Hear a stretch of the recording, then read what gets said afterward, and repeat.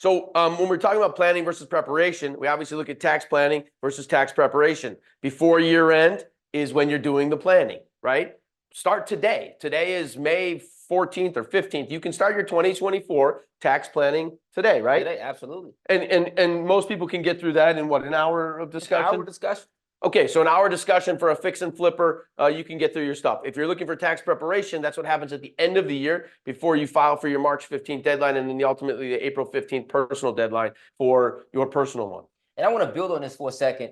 What I've realized, what the average person do is they don't start looking for a tax professional until tax filing season. Yeah, right. You know, and they're reacting, right?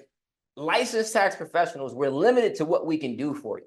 Okay, the only thing that we're doing if you come to us doing tax filing season is we're recording in the tax return what you did the prior year, right? We're limited. Now, there's a few things that we can do. Yeah, we can still do a cost seg. Yeah, we can still tell you contribute to an HSA or a retirement account. But if we have the ability to be able to plan, Scott is meeting with his guy 4 times a year, right? There's a lot of folks that are not meeting with their person, not even for 15 minutes throughout the year. They don't talk to them to the next tax filing season. And this is why the planning is so important. Because if we can give you visibility and say, hey, Eugene, looks like your tax bill is going to be $50,000 for the year. Here's what we can do between May 15th, May 14th until December 31st. Man, that's huge value.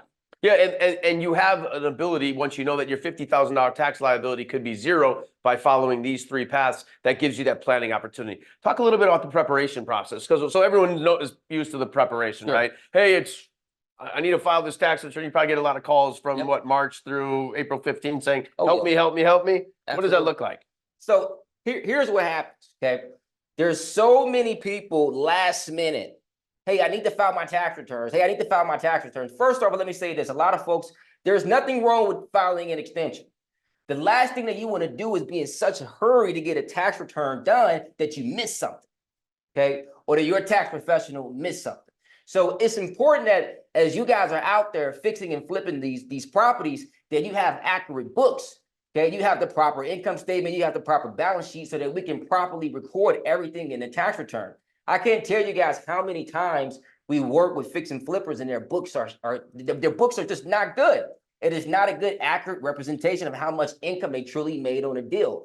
Because our goal is to, one, save you money on taxes so that you can reinvest that money back into your business. You can come back to the Hard Money Co and say, hey, I'm ready for the next deal.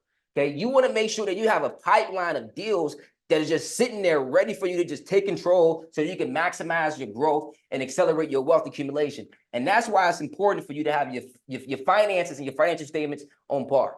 Yeah, so we're going to talk a lot more about this because we're going to talk about bookkeeping and planning, but how many times, what percentage, because I'm going to guess it's very high, what percentage of people when they don't keep accurate books harm themselves, meaning they are paying more taxes because they don't properly record all their expenses or all the opportunity for expenses, and then at the end of the day they're like, well, this is all I have because I didn't keep accurate records? That's a great question. So here's what we've seen. Okay, if we have a taxpayer that does not have accurate record keeping, they typically pay 77% more. Wow. Okay, they pay 77% more in taxes than the taxpayer that's organized. In fact, not only do they pay 77% more in taxes, but they increase their audit risk so much, okay? Because a lot of taxpayers, they're afraid of the examination, they're afraid of the audit, but you shouldn't be, okay? You should not be, as long as you have proper record keeping, you have proper tax planning, and we can talk about what you can deduct versus what you can't deduct, rather than just putting a financial statement together last minute because you're trying to get to the next deal.